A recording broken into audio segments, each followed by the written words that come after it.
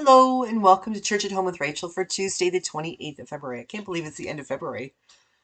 I like leap years because it gives us an extra day. Anyway, I'm glad that you're with me today. I hope that you're having a blessed day. It is still very, very cold in southeastern Alberta, but that's okay. It's February. It's allowed to be cold. Today, I wanted to talk to you a little bit about follow up from a post I made last Friday about the revival that's happening or was happening in Asbury in Wilmore, Kentucky, and about a movie I went to see Friday night called The Jesus Revolution. And those two things were completely coincidental or serendipitous, maybe. I had seen the advertisements for the movie Jesus Revolution when Rob and I went to see 80s for Brady. And I told him, I said, I really want to see that. And he's like, oh, I don't want to go. So he was on duty on Friday, which means he can't take the duty phone into a movie theater because he has to leave it on. So I went on my own. And for those of you who have never been to a movie theater on your own before, I really encourage you to go. If you can get past the feeling like you're, really ostentatious, like you're really being watched because you're by yourself, it's a really lovely thing. And I like to make a big deal of it. You get the popcorn, extra butter. You do the whole get comfortable in your seat. I never eat my popcorn until the movie starts to show. I don't even eat it during the trailers. It's part of the whole experience for me. But I got to the movie theater on Friday night. Rob and I went to the Legion for dinner. We had fish and chips. We go to the Legion almost every Friday night for dinner to support the community. Um, and then I wandered over to the movie theater and he went home. And getting in, I was blown away. I thought, Ant-Man was on in another movie. We just have a little theater. It only has three movie theaters, three screens. But the place was packed and people were lining up and I thought I was going to be late because the movie was going to start in 3 minutes and I hadn't even bought my ticket or bought my popcorn. And I went and I had to pick a seat. That's how packed it was. People had bought tickets online. I thought, really? Like for Jesus Revolution? Seriously? And it turns out it looked like there was a youth group from a church there, which was great. But there were a lot of other people there.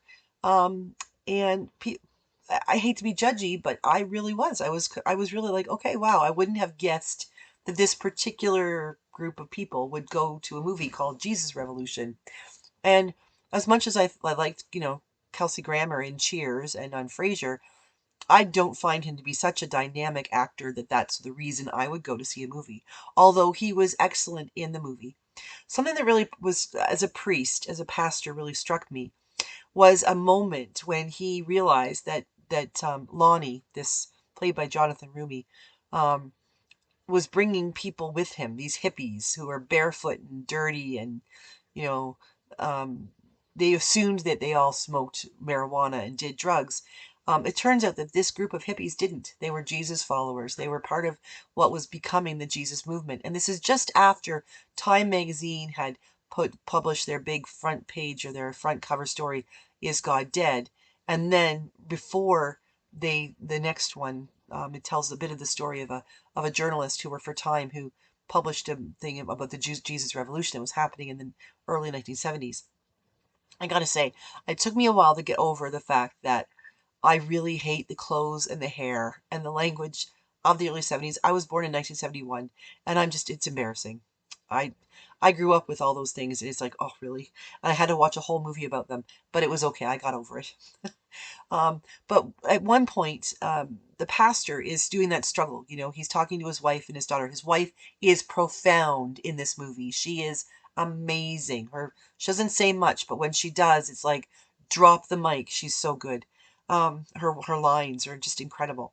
Anyway, he's talking to his wife and his daughter after church one day when there's like a dozen or 2 dozen people in church who are the same straight laced, suit and tie on Sunday and hats, and everybody knows exactly what Jesus is going to say to them, so they don't really pay attention. Um, he's talking about how it's so frustrating. You got all these hippies out at Woodstock, and yet there's nobody in the churches. And how is he called? Like, what is God calling him to do? And then, lo and behold, his daughter runs into Lonnie, invites him, and then all of a sudden his church starts to fill up. And of course, so prayer answered. The pastor is praying to God for revival, for renewal, for more people to come to church, people to share the good news of Jesus with. And they did. They came. And the pastor is in that, oh dear God, my prayer was answered. That's not quite what I meant, God. Happens to me all the time. I pray for God for this, and God's like, yeah, but I know better, so I'm going to give you this. And then I'm left, running in spot, like, when you watch those things like Wile E. Coyote's running after the earth is dropped away from him and before he drops. I'm like running in spot like that, trying to figure out how to catch up with what God is doing. Happens all the time.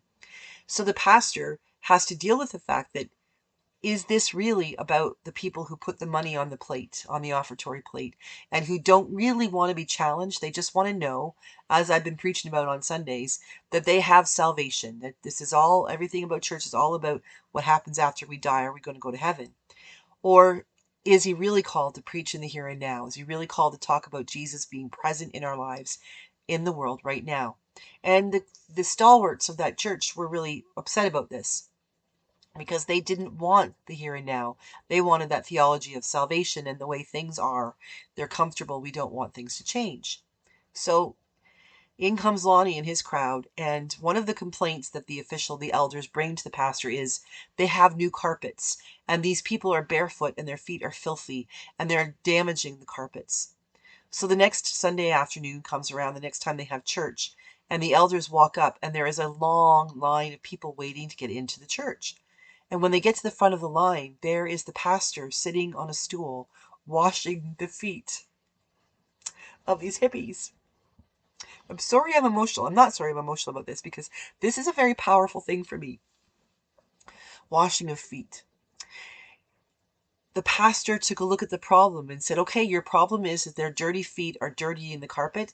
Then what can we do? We can wash their feet. And rather than saying to the people, you're dirty, you need to wash your feet before you come in, the pastor did as Jesus called the pastor to do, to wash their feet. We are in the season of Lent, and come Maundy Thursday, the Thursday before Easter Day, we celebrate in the church, and we will in my congregations. We will celebrate Maundy Thursday, which we celebrate the institution of the Lord's Supper, but we also have we listen to the story of Jesus washing the disciples' feet. And at every Maundy Thursday service that I do, I wash people's feet. It's a symbolic foot washing. It's just one foot. There's no soap and water involved.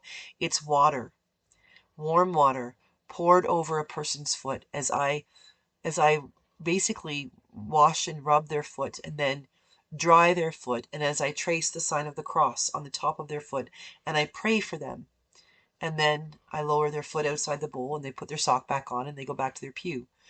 But in all of the things that I do as a priest, baptisms are very powerful, but I think of all the things I do as a priest, the privilege I am given, the ability, the allowance I am given to wash another's foot is probably the most powerful thing that I do, because it is a sure and certain symbol of servanthood. I am a servant of God, and I'm a servant of the people for whom I am pastor or priest. And the foot is important because the foot is the very thing that we hide the most. Not very many people like to show their foot or have their foot handled by another person.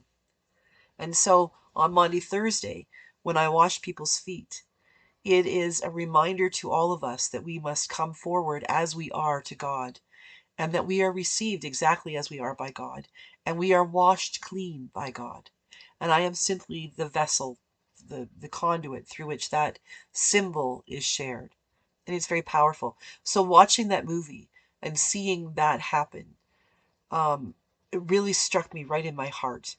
And then as the movie went on, and there were challenges between the pastor Chuck and Lonnie, who then went on to the West Coast or further down the West Coast to do work of bringing the good news of Jesus to other people. It really did talk about that challenge and that perception about, is this about Jesus or is it about us? I have referred in a couple of sermons the last couple Sundays to the Jesus movement, and I had not heard that in the context of the 1970s, what was happening. I heard it from Bishop Curry, Michael Curry, the presiding bishop of the of the Episcopal Church of the United States of America, which is the Anglican Church in the States, and he is essentially our primate in Canada, the head bishop. And hearing him speak about the Jesus movement, he may be picking back up on what happened, 50 years ago. Whatever it is, it's truth. It is a truth that we need to do. We need to move forward in the Jesus movement. We need to share the good news of Jesus Christ with others in such a way that it's more about washing their feet than it is about telling them what's wrong with them. And so that's in my Lenten journey. That's what I'm working on. So this week, today, as you think about who you are, and we think about what's happening in Asbury, people's lives are being touched by God, by the Holy Spirit, whether or not this is going to be an ongoing thing, whether it will change the world, or maybe just change people's hearts for a few weeks, we don't know. But as these things unfold, and as we live through the season of Lent and head toward Maundy Thursday, I invite you to think of the ways that God is moving, or the divine, or whatever it is you believe in, is moving in your life, and where the divine is moving you. Where are you being called to go? I am being called to wash feet, figuratively and literally. I don't know what that will look like in the future, but I do know that it is a privilege and it is a blessing for me to be able to do that. And I pray I find a way to wash feet for those of you who are joining me online, whatever that might look like. And if you ever want to, you're welcome to come to my churches on Monday, Thursday, and I'll wash your feet. Both of them if you want. God bless you. Have a good day, and I will see you again Wednesday for Church at Home with Rachel.